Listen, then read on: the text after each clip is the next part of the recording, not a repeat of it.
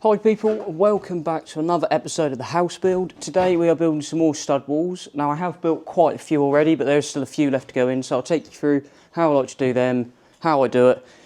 So yeah, hope you enjoy.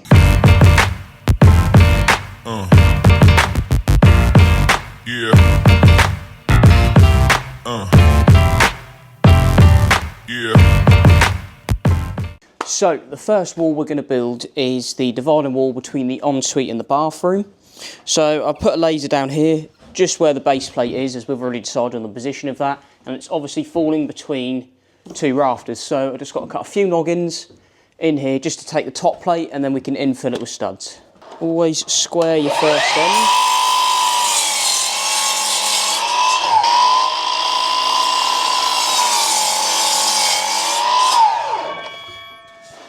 Cut a few of them.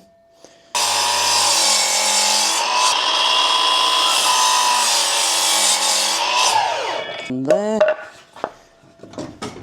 Right, so now that we've cut our noggins, you can see the laser so you know which bay to put them in. Just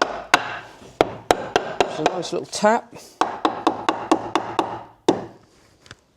Like that. Then nice few nails through there. Safety first, people. It's not that I left my steps at another job. Safety first.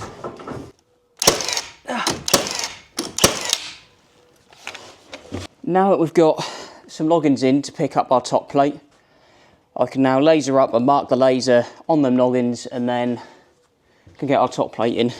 Now running the laser along the edge of the bottom plate, so I'm able to mark the edge of the top plate, a line, and then the X. Whoa. 2740. Right, now for the fun bit, getting the timber around the new walls. You would think I'd have been smart enough to build the other walls first, but can't always be that smart. Can you remember the measurement? Because I cannot. 2740. And put this up to the marks. There and there. Boom. Now that we've got our bottom and top plate in, we can now mark out our studs, and then I can use my laser, level them up to the top so I know exactly where they're going. This makes it very easy for a vaulted ceiling stud wall, because the laser just gives you exactly where that goes, nice and easy. But marking our studs out, so obviously I want one on the end to pick the board up in each room, and then because our plasterboards are 1200, I always like to set my first one at 380 and then mark 400s off of the 380. So that means my first 1200 sheet should land bang on half the joist. This is just making my life easier later down the line.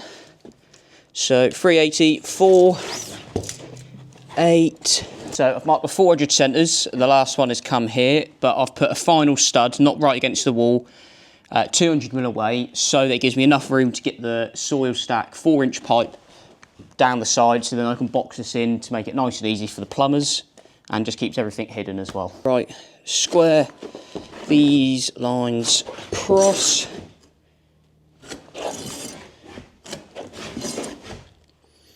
And always make sure your X's are all on the right side from where you marked. Obviously this one will be slightly different because I've marked 200mm away from the wall, and I want there to be 200mm total gap between the wall and that stud. So like I was saying earlier about the 1200 boards, so if I measure off of that wall, 1200 has finished bang in the centre of that stud there, which is perfect.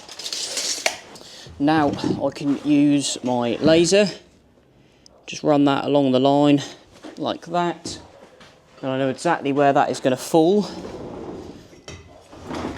Oh, make sure you put the brakes on.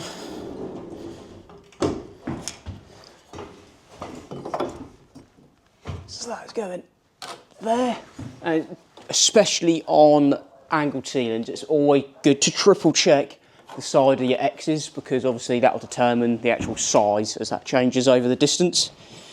So next one.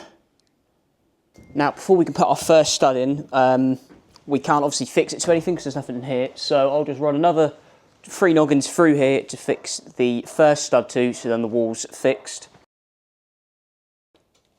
to the longest point. Now obviously this one needs an angle. I already know what the angle is because I've done a few other ones, but if you wanted to get it, all you need is a bevel, hold it to the angle of your roof, like so. Then you can hold this on the back plate of your chop saw, turn the chop saw till the blade's in line with the bevel, and that's your angle.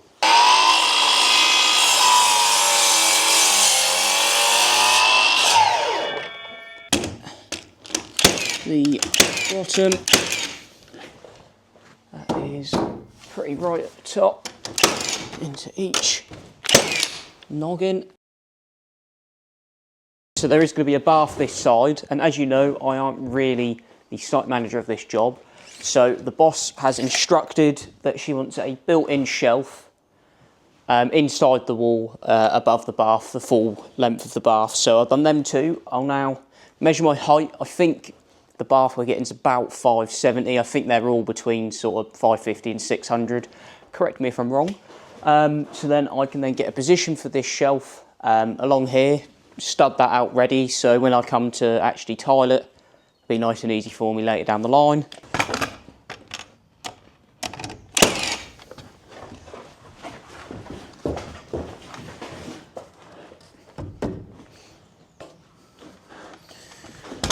Right, so that wood is a little twisted, so if I get a clamp on there, I can then, makes it a bit easier to untwist the wood as you've got a bit of leverage. Boom.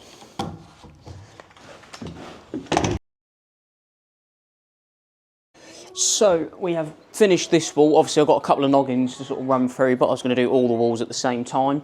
But now you can clearly see the shelf where the bath is going to go.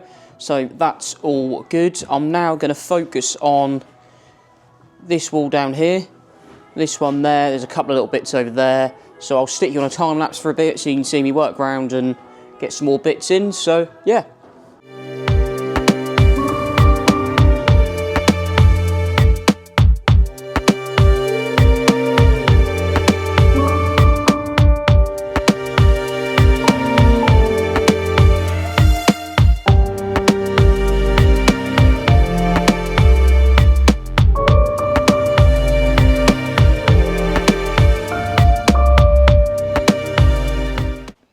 Right, so that is that wall built, shelf inside, that wall built. Just need to do noggins throughout the place, but I'm not going to bore you too much with that.